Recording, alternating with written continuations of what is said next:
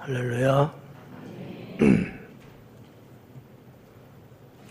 바울 남성교회는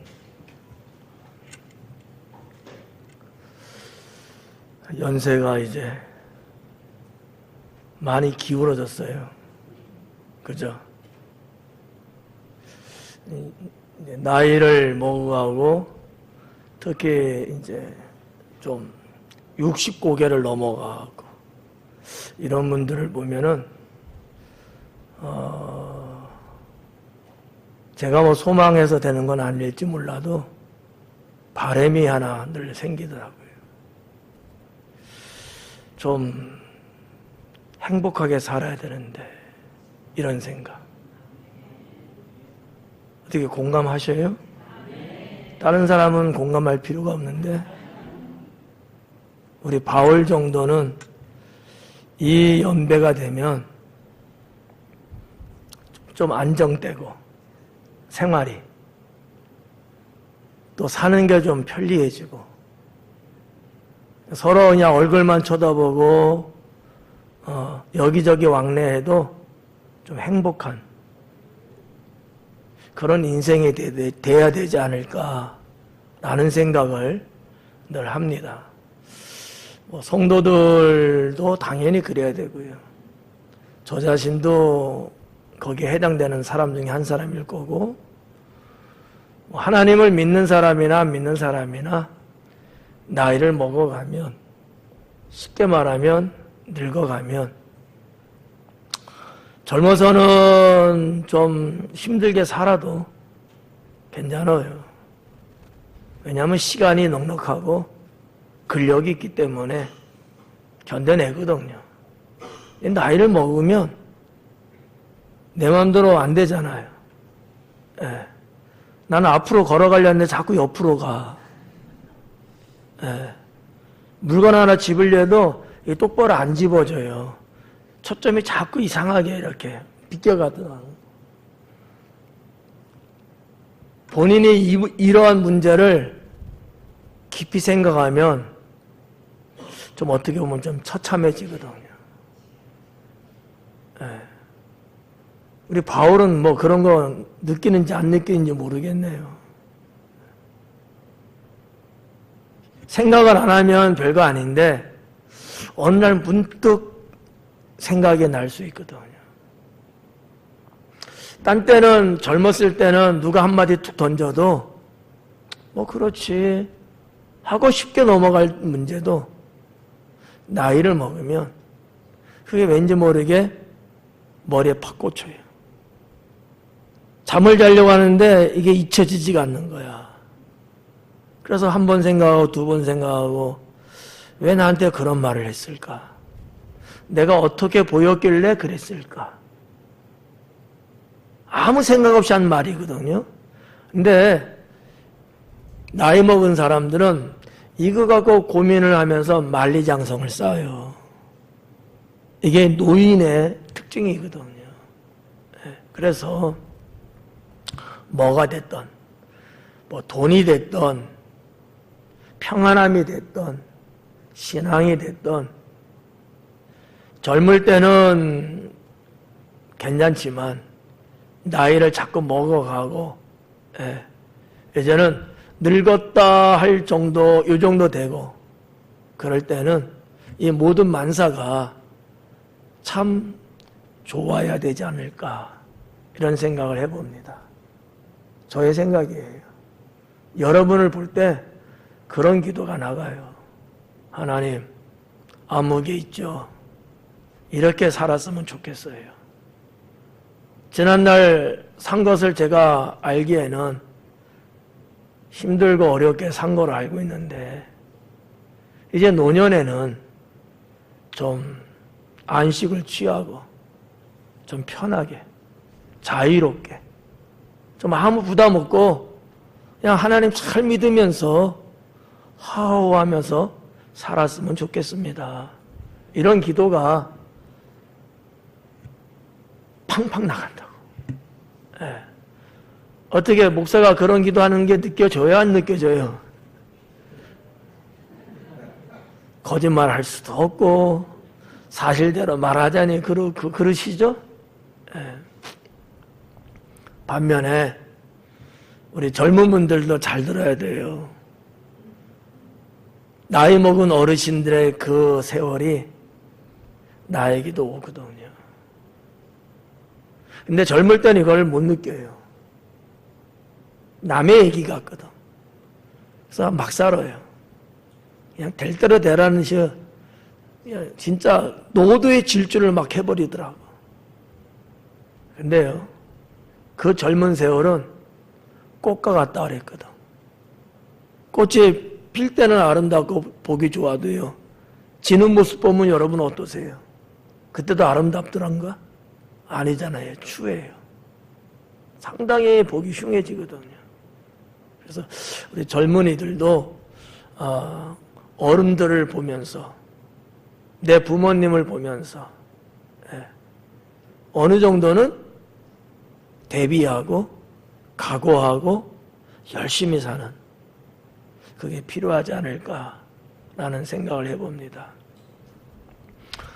제가 만났을 때는 다 젊으셨거든요. 저도 늙어가지만 여기 바울도 늙어가고 계시거든요. 아니라고 거짓말할 수 없잖아요. 이게 세월이 아닐까라는 생각이거든요. 여러분 다 알다시피 어느 한 예를 보면 어느 아들이 인생을 돌아보면서 후회를 많이 하더라고요. 왜 후회를 하나? 도대체 뭐 때문에 그냐 하고 알아봤더니만 돌아가신 부모님 생각하면서 후회를 많이 하더라고요. 그때 우리 아버지가 이렇게 하라고 했는데 그냥 그때 왜 그랬는지 아버지 하는 말이 다 이상하게 들렸고 싫었대요. 어머니 생각도 났겠죠? 잔소리로만 여겨졌대요. 그래서 하기가 너무 싫었대. 왜 저렇게 자꾸 말할까? 쓴소리로 들렸대요. 그래서 오히려 더 막 나갔다는 거죠. 그리고 쭉 인생을 사는 거야. 근데 세월은 우리 부모님의 생명을 기다려주지 않았다는 거죠. 그래서 어느 날 아버님도 돌아가시고 어머니도 돌아가시고, 그리고 자기도 이제는 나이가 이만큼 드셨던 거야. 60이 훨씬 넘고 70을 바라보는 나이에 그 연배 사람을 제가 인생 이야기를 쭉 해보니까 그런 얘기를 하더라는 거죠. 뒤돌아보니까 너무 후회스럽고 도대체 내가 그때 왜 그랬을까? 내 인생에 다시 한번 기회를 혹시 하나님이 준다면 내가 절대 그렇게 안 살 텐데 인생에 다시 기회를 주실까요? 어때요? 다시 살 수 있는 기회가 올까요? 안 오거든요. 그런 대화를 나눈 적이 있습니다. 목사는 정말 갓난아기서부터 정말 연세가 퍽 되신 어르신에 이르기까지 다 이 영역 안에 다 들어와 있잖아요. 어느 누구라고 해서 예외가 아니고 어느 누구라 해서 특별한 게 아니라 모두를 다 아우러야 되고 다 한 분 한 분을 위해서 그 영혼을 책임지고 정말 가르칠 건 가르치고 야단칠 건 야단치고 바르게 이끌어가야 되는 것이 또 목회자의 사명 중에 하나거든요. 그 중에 빼놓을 수 없는 게 좀 전에도 말씀드린 것처럼 한 사람 한 사람을 놓고 이렇게 생각을 하면 잘났던 못났던 속을 썩였던 아니면 정말 기분 좋게 했던 누구든지 간에 우리 장로님 이렇게 살아야 되는데 힘들고 아프고 고달픈 이런 것들 좀 줄어들고 한시라도 조금 편하면 좋겠는데 들어보니까 어디가 아프다고 언제도 병원 가더만 이런 생각이 떠오르는 거예요. 그래 여러분 기도가 안 될 수 없잖아요. 예. 좀 젊디 젊은 우리 또 바울이나 또 뭐 바울은 꼭 아니어도 우리 다른 어떠한 성도님들도 보면은 그런 기도가 목회자의 기도가 아닐까라는 생각을 해봅니다. 오늘 말씀의 제목이 바울 신앙이거든요. 바울 신앙. 바울은 뭐 크리스찬이라면 다 존경하고 다 닮아가고 싶은 사람 중에 한 사람이죠. 성경에서 지을 수 없을 만큼 상당한 포지션을 갖고 있는 인물이기도 하고요. 예. 기독교에 지대한 영향을 미친 주님의 제자이기도 하고요. 이분의 신앙은 어떠했을까? 예. 이분의 신앙. 아마 주님께 부름받고 순교를 당할 때의 연세는 아마 우리 바울보다도 조금 못 미칠 정도는 아니었을까 생각됩니다. 인생의 반은 세상에서 군림하며 살았을 것 같고요. 나머지 인생의 반은 하나님을 위해서 목숨을 걸고 살았던 인생이 아닐까. 이렇게 바울의 생애를 둘로 나눠볼 수 있습니다. 저는 오늘 바울의 신앙, 그의 신앙은 어떠한 신앙이었을까? 읽은 본문을 근거로 해서 말씀을 전하도록 하겠습니다. 첫째는 자족하는 신앙이었습니다. 자족하는 신앙. 스스로 만족하는 신앙이에요. 누가 그럴싸한 뭐를 만들어서가 아니라 그러지 않고 아침에도 설교했듯이 욥과 같은 상황이 벌어져도 만족했던 신앙이었다는 거죠. 배고픔을 당해도 두들겨 맞아도 걸어서 갈 길이 너무 험난하고 멀어도 그냥 그러려니 정도가 아니고요. 그 자체를 감사로 바꿔버린 신앙이거든요. 이게 바울의 신앙이라고 저는 감히 평가를 내려봅니다. 오늘 본문에도 그렇게 말했거든요. 자족하기를 배웠다. 여러분은 어떠세요? 우리 바울은 어떠세요? 어떻게 자족하기를 공부하며 사십니까? 아니면 자족은 무슨 자족? 예. 어떠들 여러분은 어때요? 정말 어떠한 상황이 내게 펼쳐져도 자연스럽게 만족이 아니고 그러지 않아도 내가 그러려고 애쓰고 그러려고 노력하고 그러려고 기도하고 그러려고 주님 의지하고 이 자족하는 신앙. 제가 알고 있고 제가 가지고 있는 신앙 중에 으뜸 중에서 으뜸이라고 말하면 바로 이 신앙이 아닐까 생각합니다. 여러분들도 좋아하는 분들 많이 있을 거예요. 항상 기뻐하라. 쉬지 말고 기도하라. 범사에 감사하라. 이 범사에 감사하라는 이 세 번째 이것보다도 더 급이 높고 더 성숙하고 더 영적인 게 뭐냐? 자족이에요. 그냥 감사 정도가 아니라는 거예요. 감사도 여러분 대단한 성숙한 신앙이거든요. 감사라는 걸 다 알고 다 좋다고 하면서도 이 감사가 잘 안 되잖아요. 근데 감사하는 것보다도 더 승화되고 더 성숙하고 더 고차원적인 신앙이 뭐냐? 자족하는 신앙이거든요. 이건 세상 말로 말하면 경지에 이른 이런 표현을 해도 별 문제 없지 않을까 할 정도로 말이죠. 듣기는 좋고 말하기는 쉽지만 정말 우리의 삶 속에서 내가 자족한다는 게 그렇게 만만하지는 않거든요. 이건 아무나 하지를 못해요. 수없이 많은 연단과 삶의 영적인 체험과 하나님께로부터 받은 은사가 성립되어야 가능할 수 있는 그러한 신앙이거든요.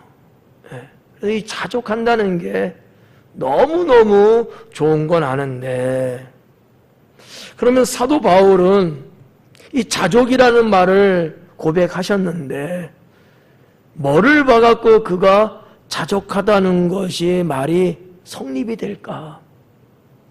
그렇잖아요. 막 말만 떠들어대고 뭐 자족해야 됩니다. 우리 다 같이 자족합시다. 이게 입증이 안 되잖아요. 입증이 돼야 와 대단하다. 나도 저러고 싶다. 뭔가 선한 충동을 일으킬 수 있지 않겠어요? 근데 그게 없는 거야. 그러면 꽝이죠.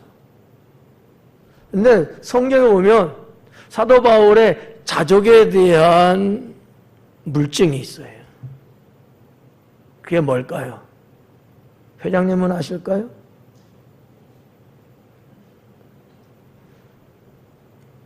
모든 것을 배설물로 여겼다는 거야. 그가 가지고 있는 모든 것, 그것이 지식이든 그것이 재물이든 그게 명예든 권세든, 그가 수십 년 동안 세상에서 이렇게 저렇게 어떻게 쓰든지 쌓아 올린 그만의 공든탑이 있거든요. 이거를 한순간 다 버려버린 거야. 배설물로 여겨버린 거예요. 그냥 버린 정도가 아니야. 그냥 버렸으면 아쉬우면 또 어떻게 해요? 가서 또 주울 거 아닙니까? 근데 이게 안 돼. 왜? 배설물, 똥오줌이거든. 여러분, 똥오줌 버렸는데 그게 아쉬워서 가서 또 주워오는 사람 보셨어요? 아니, 금가락지를 버렸던 거 다시 주워올 수 있어.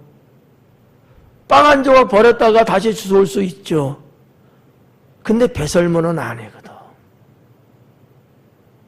사도 바울의 이와 같은 표현 자체가 그의 심령을 반증하는 내용이 아닐까라는 거죠. 세상 것을 배설물로 여겼다. 저는 사도 바울의 자족이라는 것이 이것으로 입증되는 것이라고 저는 봐요. 우리는 아는 것 적고 가진 것 부족하고 그래서 이게 실감 안 날 수 있어요. 솔직히 저나 여러분이나 가지고 있는 게 뭐 있습니까? 뭐 통장에 한 10억이나 있으십니까? 아니면 집안 금고에 금 한 100돈 정도는 있나요? 진주 보화 있으셔요? 갈고 닦은 항문에 뭔가 벼슬아치게 되는 이런 것들 어떻게 있으셔요? 이런 게 없기 때문에 우리는 실감을 못 느껴요. 그게 뭔지도 사실 잘 체감이 안 되거든요. 어쨌든 간에 사도 바울은 그 당시 최고의 석학이었거든요. 가말리엘 문화, 가말리엘 하면요 그 당시 최고의 스승이었거든요. 세상에서 거기에 최고의 수제자였단 말이에요. 그를 당해낼 자가 없어요. 심지어는 로마의 황제도 그의 명성을 알고 그를 함부로 대하기가 상당히 껄끄러웠던 인물이었습니다. 대단했다는 거죠. 근데 그가 그 모든 것들을 다 배설물로 여기고 버렸다는 거예요. 그럼 아무것도 없잖아요. 빈털털이거든요. 근데 그 자체를 자족하는 거야. 그 자체를 너무 행복하고 즐거워하는 거예요. 왜 그랬을까요? 왜 그가 그렇게 됐을까요? 예수 그리스도를 아는 지식이 너무 고상하기 때문에. 예수님을 알고부터 내가 예수님을 아는 이 지식이 너무 고상해. 내가 가지고 있는 모든 것하고 값어치를 따져도 예수님 아는 지식이 더 풍부한 거예요. 그러니 여러분, 두 개를 집었는데 둘 중에 하나를 버리는 거야. 뭐를 버리겠어요? 뭐를 버리겠냐고. 예수님을 아는 지식을 버려야 될까? 내가 가지고 있는 것들을 버려야 될까? 여러분 뭘 버리시길래요? 뻥치지 마. 솔직하게 말해봐. 정말 가슴에 맹세를 하듯이 한번 생각해봐요. 이게 그렇게 쉽게 대답이 나올 문제는 아니거든요. 정말 우리의 가슴, 내 영혼을 내밀면서 진정성 있게 한번, 나는 정말 뭐를 버릴 수 있을까? 나는 뭐를 버릴 수 있을까? 내가 주님을 위해서, 아니 주님을 위해서라는 말도 조금 어폐가 있어. 주님 때문에 바뀌어진 내 영혼, 내 인생을 위해서 나는 뭐를 버릴 수 있을까? 정말 내 사랑하는 가족들도 버릴 수 있을까? 내가 앞으로 살아가야 될 구말리 같은 인생, 뭔가 보증되고 확증된 어떠한 확실한 것, 그거 버릴 수 있을까? 잘 나간다는 직장, 대한민국에 내놓으라는 직장에 그 직책과 직위를 내가 과연 버릴 수는 있을까? 이거 한번 생각해 보셔야 돼요. 제가 우리 바울한테 드리는 말씀이에요. 이거 버릴 수 있냐고요? 살아오시면서 버리며 살아본 적 있으십니까? 인생의 후반전은 전반전을 어떻게 했느냐에 따라서 후반전은 달라집니다. 하지만 이 후반전에도 하나님 앞에 전반전의 인생을 사는 것 같이 자족하면서 살 수 있다면 하나님은 우리 바울의 인생을 축복한다고 믿습니다. 우리는 너무나 성경의 말씀을 너무 가볍게 보는 경향이 좀 있지 않을까? 누구의 스토리를 너무 싸구려처럼 여기면서 우리는 뭔가 좀 넘어가려고 하는 제스처를 하고 있는 것은 아닐까? 정말 진정한 크리스천이라면 저 사람들의 삶의 깊이에 들어가서 그것이 무엇인지를 내 속에 담을 줄 아는, 그게 필요하지 않을까. 그래서 여러분 강해를 해드리는 거예요. 사실은 그냥 봐갖고는요 수박 겉핥기식으로 갈 수밖에 없습니다.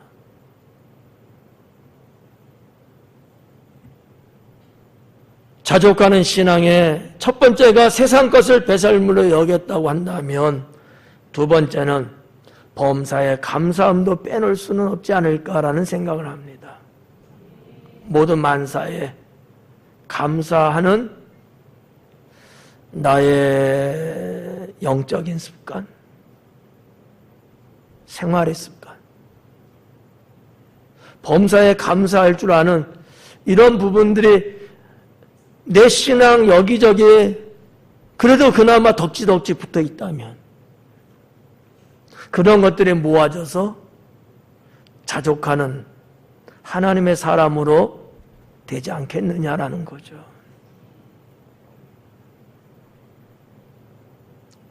감사에 인색한 사람들이 있잖아요. 하나님이 감사할 수 있는 은혜와 복을 줬음에도 불구하고 감사 못하는 사람들도 있거든요. 제가 볼 때는 천성인 것 같아요. 사람이 나쁘진 않은데 그게 영적으로 트레이닝이 안 돼 있어요. 감사하는 게. 사람들이 감사하면요, 뭔가 손해본다고 생각들을 많이 하더라고요. 뭔가 내 것을 꺼내야 돼요. 내 주머니를 뒤집어야 돼요. 내가 왜 해야 되지? 이런 어떤 방정식을 갖고 있더라고요. 너무 어리석은 생각이 아닐까. 하나님 앞에, 하나님 보시는데 그 앞에서 우리가 감사한다는 얘기는 하나님이 사실 보상하시거든요. 근데 거기까지는 못 봐요. 왜? 자기 눈에 안 보이거든요. 자기 손에 안 잡히거든요. 근데 감사를 하게 되면 이건 당장 내게서 뭔가 나가야 되거든요. 상당히 물질주의입니다. 하나님이 이와 같은 인생 후반부를 과연 축복할까요? 나는 아니라고 봅니다.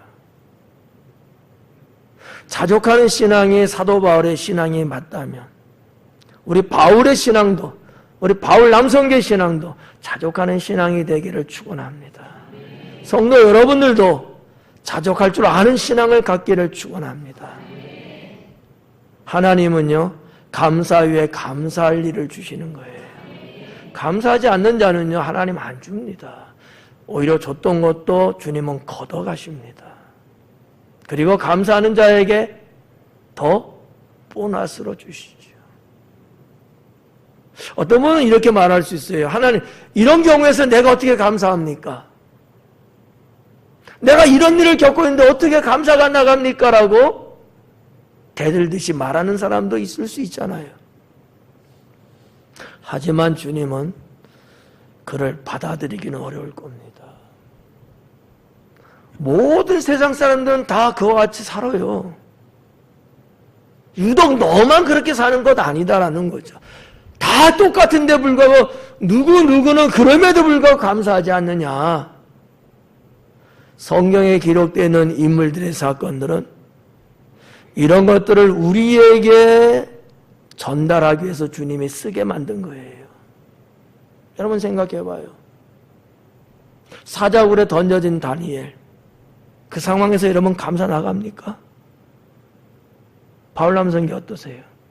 여러분이 사자굴에 던져졌어요. 죽으러 던진 거 아니에요. 거기서 감사가 나가시겠어요? 어떠세요? 나 말고 다른 사람들도 그와 같은 비슷한 경우들은 많아요. 그런데 그들 중에서도 감사하는 사람이 있거든요. 그게 다니엘 같은 사람이에요. 전적으로 하나님을 의지하는 신앙을 갖고 있는 사람은 그게 가능합니다. 초대교회 성도들이 그랬거든요. 우리보다 신앙의 연조가 짧아요. 근데도 그들은 그랬어요. 뭐 때문이었을까요? 하나님과 하나님 나라를 몸소 느낀 거예요. 하나님 나라를 사모함이 있었던 거예요. 이 세상과 하나님 나라를 대비해 봤을 때 사도 바울이 말한 것처럼 배설물로 여길 수 있는 신앙이 있었던 겁니다. 그래서 그 상황에서도 그걸 다 이겨낼 수 있었던 거예요. 다니엘 세 친구도 마찬가지 아니겠어요? 그리 아니하실지라도 우리를 여기서 구원해 주지 않을지라도 우리는 하나님을 배반할 수 없습니다. 오히려 그들은 아마 보지는 않았지만 서로 손을 잡고 하나님께 영혼을 부탁하면서 감사하기도 했을 거예요. 시간이 지나고 눈을 떠봤는데 아무렇지 않은 거야. 아무렇지 않은 거야. 머리털 하나 타지 않은 거예요. 옷깃을 봐도 옷 하나 그림이 없어요. 그 순간에 왕의 명예에 의해서 세 친구의 이름을 불러댑니다. 너희가 정녕 살았느냐? 너희가 정녕 살았느냐? 성도 여러분, 범사에 감사할 줄 아는 신앙, 그 사람이 결국은 자족하는 신앙을 갖게 된다고 믿습니다. 두 번째는 긍정하는 신앙이 바울의 신앙이었다라는 거죠. 바울의 신앙, 긍정의 신앙이었습니다. 여러분도 잘 알고 늘 암기하고 있듯이 어떤 말씀이에요? 내게 능력 주시는 자 안에서 내가 모든 것을 할 수 있느니라. 긍정의 신앙입니다. 물론 단서는 붙였어요. 내게 능력 주시는 자 안에서. 근데 이거 당연하지 않아요? 하나님이 함께하고 계신 건 맞잖아요. 그렇다고 보면은 이러한 결말이에요. 나는 할 수 있다는 거지. 나는 할 수 있다는 거예요. 긍정의 신앙입니다. 사도 바울이 긍정의 신앙을 갖고 있는 명료한 부분들, 그게 뭘까요? 매사에 믿음으로 바라보고 있습니다. 하나에서 열까지 이것저것 할 것 없이 매사에 모든 것들을 믿음의 눈으로 보고 있어요. 믿음의 눈으로. 사람을 상대해요. 정말 저 사람 개차반이에요. 상종하지 못할 사람이에요. 아무 유익이 없습니다. 그럼에도 불구하고 믿음의 눈으로 바라봐 주는 거예요. 보통 사람들 같으면요, 어떡할까요? 그냥 쳐버리잖아요. 어울릴 수 있습니까? 개차반인데 상종할 수 없는 사람이에요. 믿음의 눈으로 바라보는 사람은, 믿음으로 무엇인가 보는 사람은요, 설상 그런다 할지라도 긍정의 신앙이 있기 때문에 그 사람을 살려내고 그 사람을 변화시켜내고 그 사람을 제목으로 만들어 가겠죠. 어떻게 보면 우리 모두가 다 그런 사람 아닐까? 정말 누가 볼 때는 상종할 수 없는 사람들, 성격을 봐도 그러고 거지 같아. 성격이 쌍스러운 말이기 때문에 제가 할 수 없어갖고 거지라고 말한 거야. 지 뭐라는 말 있죠? 예. 더러워. 성격도 생긴 건 그래. 상종할 수 있는 건덕지가 없어. 건덕지가 없어. 뭔가 좀 있으면 내가 그거 파먹기 위해서라도 접근할 텐데 빼먹을 것도 없어. 여러분한테 빼먹을 거 있을 것 같아요? 그래서 스미싱이 없어. 이렇게 보나 저렇게 보나 어쨌든 그래. 우리는 그래요. 저도 그렇고요. 뭐가 있어야지 말이죠. 그렇지만 주님은 우리를 그런 현상학적으로 쳐다보지 않습니다. 표현이 좀 하나님께는 어울리지 않는 표현이지만 믿음의 눈으로 우리를 봐주신단 말이에요. 누군가 여러분을 곁에 있으면서 여러분을 보는 사람들 중에는 믿음의 눈으로 나를 봐주는 사람이 있기 때문에 내가 지금도 이 자리에 있을 수 있는 거라는 생각 해보신 적은 있으십니까? 내가 잘나고 내가 똑똑하고 내가 하는 일들이 대단해서 아니에요. 내 주변 사람이 나를 그렇게 믿음으로 봐주기 때문이죠. 여러분 성격 별로 안 좋잖아요. 에? 벌써 여기 있으면 안 돼요. 근데 왜 있죠? 감사하게도 내 주변의 사람들이 나의 현실을 그대로 상대해 주지 않고 하나님의 믿음으로 나를 봐주고 이해해주고 어루만져주고 기다려주고 하기 때문이죠. 믿음으로 바라보는 사도 바울, 저는 그를 긍정의 신앙인이라고 이야기합니다. 우리 바울 남성교회가 이런 긍정의 신앙을 가진 그런 하나님의 사람들, 그런 하나님의 사람들. 바울이요. 여러분들은 항상 모든 일에 있어서 사도 바울처럼 우리 예수님처럼 누구를 보든 뭐를 보든 사물을 보든 어떤 것을 보든 간에 믿음으로 볼 수 있기를 축원합니다. 믿음의 힘은 뭔지 아십니까? 창조입니다. 믿음의 힘은 창조예요. 하나님 나라는 믿음의 나라거든요. 사업을 하네, 공부를 하네, 직장을 다니네, 가정 살림을 꾸리네. 회장님, 뭘로 해야 돼, 이거를? 뭘로 해야 돼? 웃지 말고, 뭘로 해야 돼요? 에? 에? 크게 말해봐요. 긍정의 힘으로? 긍정의 힘. 믿음으로. 내가 뭔가 새로운 인생의 계획을 하는 것도 믿음으로 내가 대해야 돼요. 믿음의 눈을 떠서 내가 해야 돼요.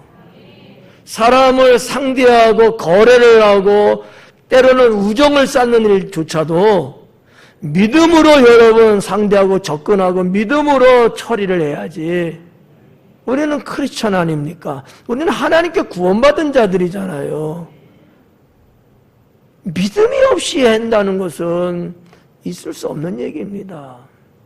네.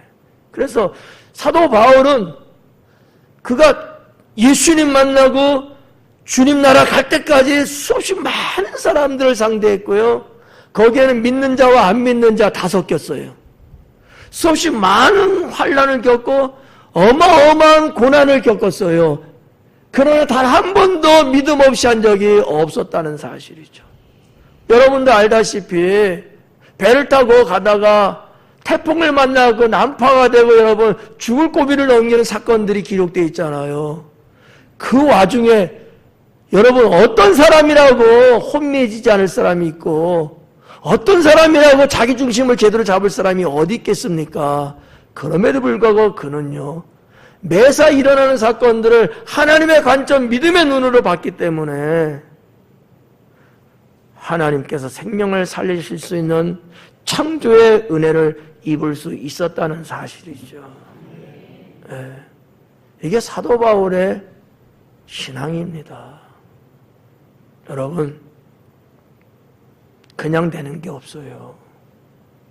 그냥 되는 게 없습니다. 누군가 있었기 때문에 되는 거예요. 이거를 모르면 천치 바보죠. 이거는 우둔한 사람이에요. 내 앞에 뭔가 펼쳐지고 만들어지고 뭔가 이루어지는 거 이게 그냥 된 게 단 하나도 없습니다. 누군가 했기 때문에 있는 거예요.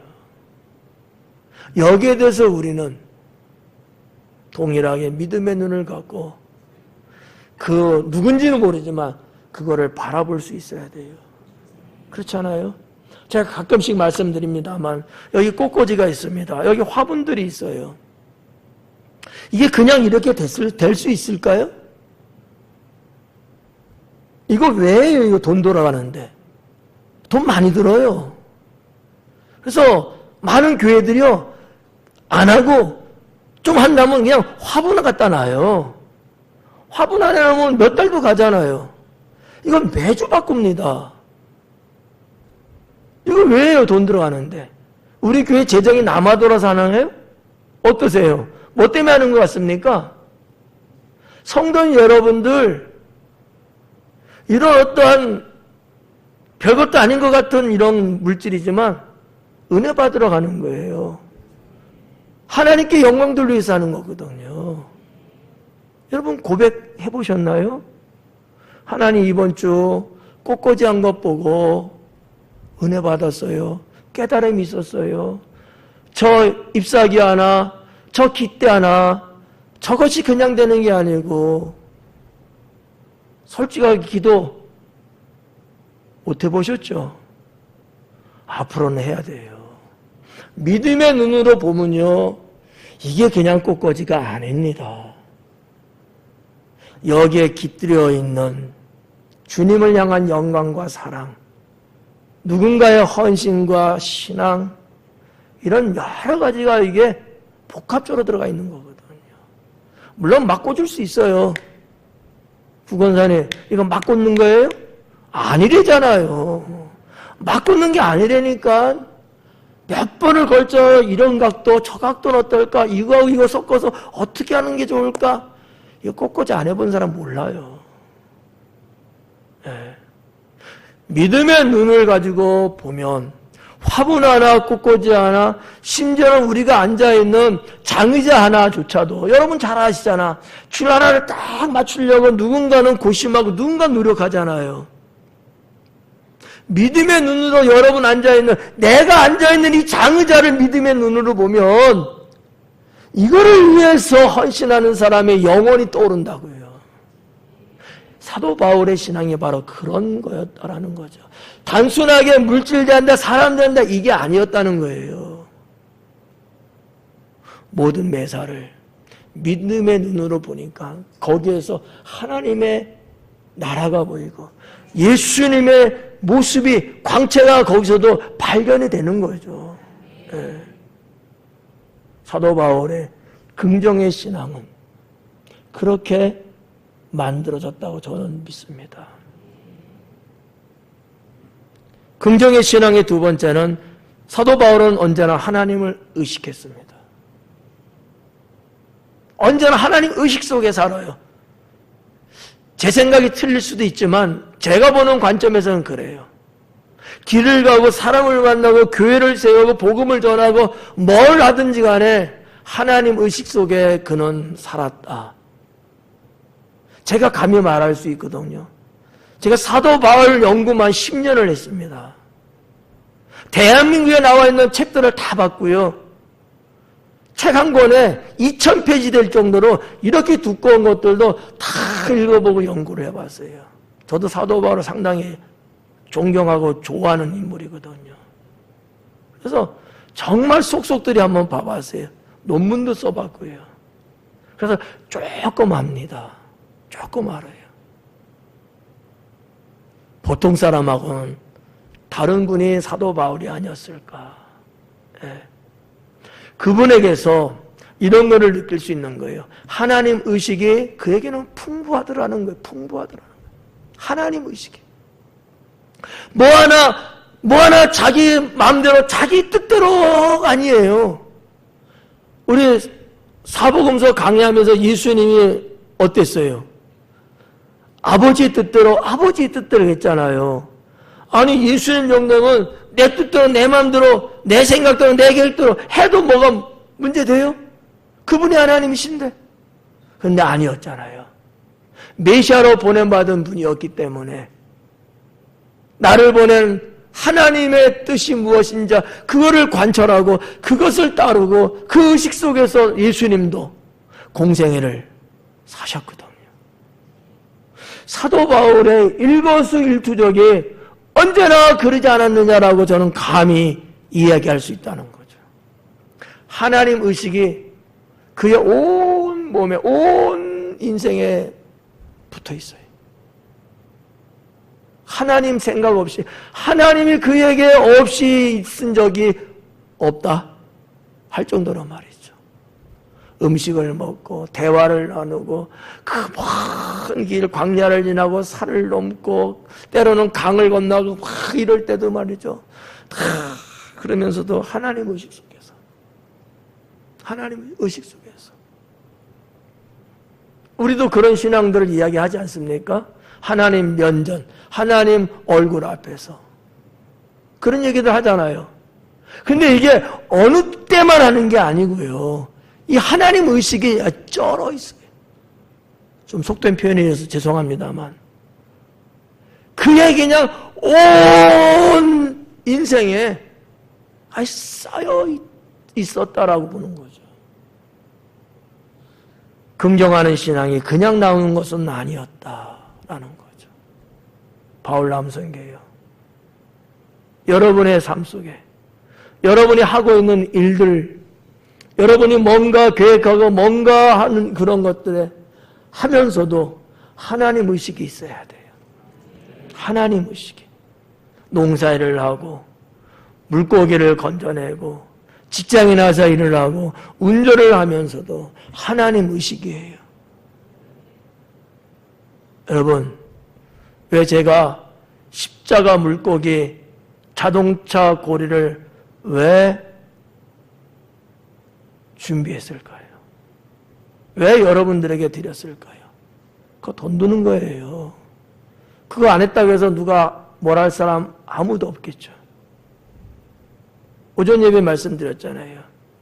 그걸 하면은 사탄이 어쩌고 그거 하면 아니요. 그건 부적이에요. 그건 불교 사상이에요. 그거를 보면서 하나님 의식을 갖자는 거예요. 하나님 의식을 갖자. 하나님 의식. 네. 그런 의미로 주문을 하고 제작을 해서 여러분께 드린 겁니다. 네. 십자가도 있고요. 물고기도 있고요. 그렇죠? 그걸 보면서 돈 벌 생각이 날까요? 아니면 하나님이 떠오를까요? 그렇잖아요. 신앙의식이 조금 딱 잡히잖아요. 세 번째는 교회를 세우는 신앙이 바울의 신앙입니다. 교회를 세우는 신앙. 잘은 몰라도 사도 바울의 최대의 최고의 관심과 사명은 교회 세우는 거였습니다. 이거는 변질되지 않을 진리예요. 초대교회 모든 교회들이 다 사도 바울의 손에 의해서 그의 제자에 의해서 또 세워지고 또 제자에 의해서 또 세워지고 언제든지 가는 곳곳마다 두세 사람이 모인 곳에는 함께 기도하고 함께 단을 쌓으면서 하나님의 교회를 세웠습니다. 사도 바울의 전 역사를 보면 그렇게 돼 있어요. 교회를 세우는 신앙. 교회를 세우는. 나는 부서져도 교회는 세워야 된다. 나는 부서져도 교회는 살아야 된다. 이게 사도 바울의 신앙이었습니다.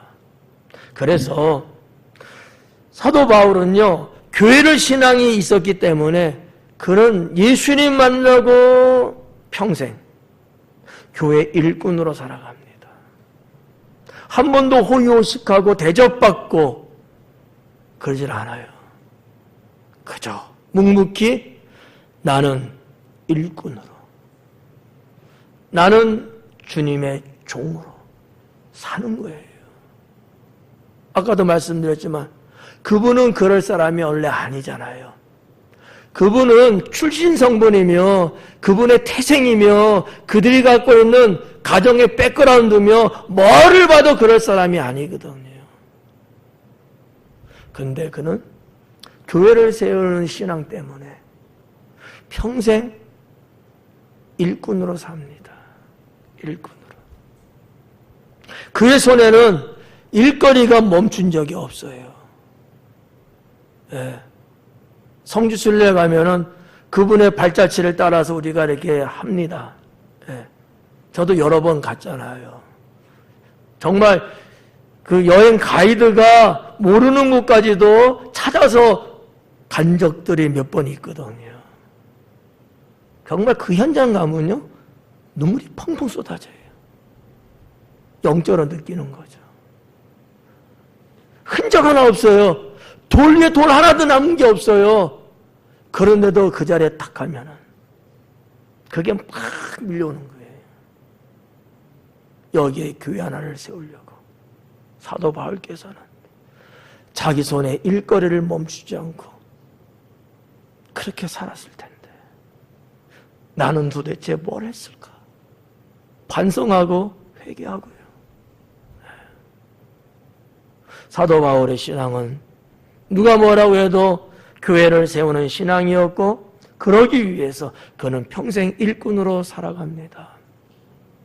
뿐만 아니라 그는 언제나 복음을 선택했어요. 제가 말씀드린 이 복음은요, 하나님 말씀을 전하는 것을 말하는 게 아닙니다.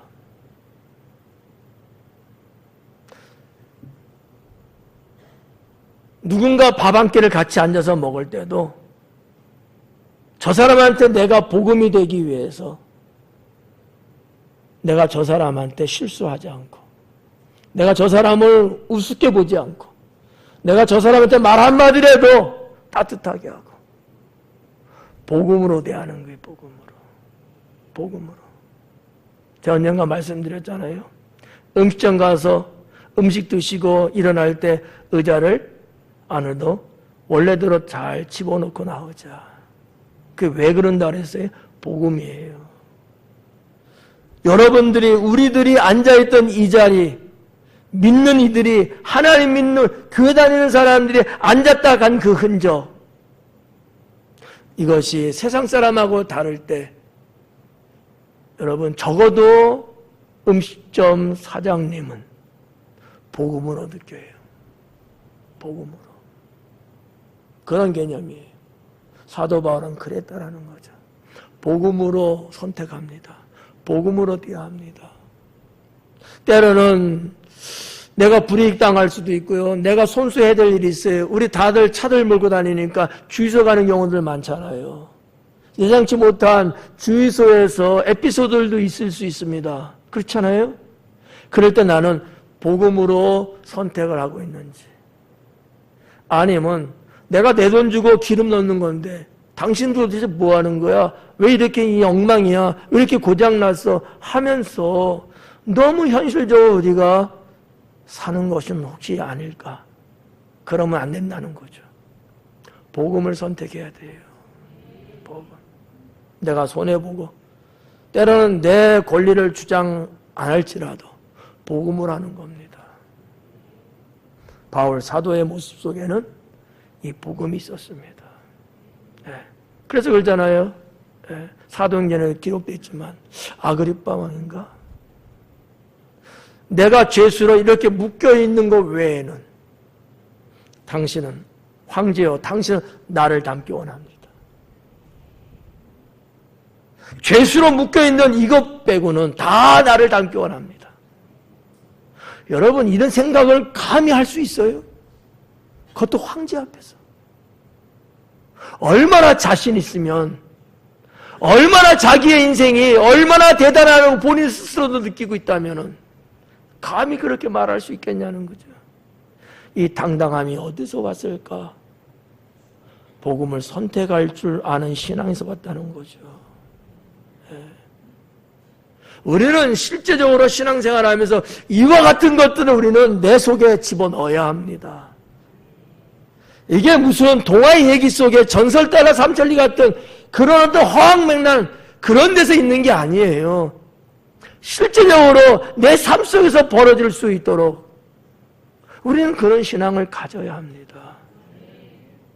우리 바울 남성교회가 어디에 있든지 어디를 가든지 누구를 만나든지 여러분만의 복음에 흔적이 있어야죠. 복음으로 대하는 거예요. 복음으로. 이게 진짜 성도가 아니겠습니까? 사랑하는 남성교회 여러분, 그리고 성도 여러분, 바울의 신앙 그냥 먼발치에서 참 훌륭하고 좋은 신앙 그리고 끝내지 말고 그분에 대해서 성경에 기록되어 있는 그 신앙의 진미를 여러분 정말 맛볼 수 있기를 주님의 이름으로 축원합니다. 기도하겠습니다.